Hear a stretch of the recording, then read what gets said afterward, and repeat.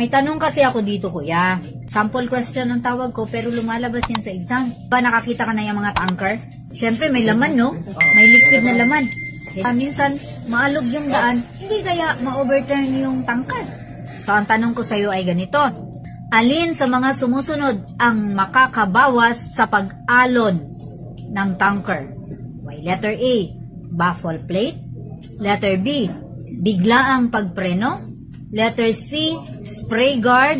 Or D, harang sa hangin. Bago ka sumagot, shoutout muna tayo kay Dante Arco Malingin ng Kingdom of Saudi Arabia, kay Roy Ramos ng Antipolo Rizal, at kay Sir Jonathan Paulino Herodias ng Davao City. O, sige. Sa palagay mo, anong tamang sagot? Biglaang pagpreno. Ang tamang sagot, kuya, ay letter A, yung baffle plate. Ang baffle plate kasi, kuya, ito yung internal divider sa loob ng tanker na kinokontrol niya yung pag-alon ng liquid dun sa loob ng tanker para ma-improve yung safety mo habang nagabiyahe tsaka yung stability niya.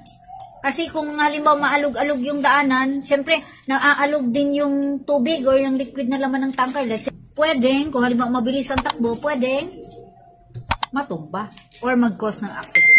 So, yun yung ibig sabihin ng baffle plate.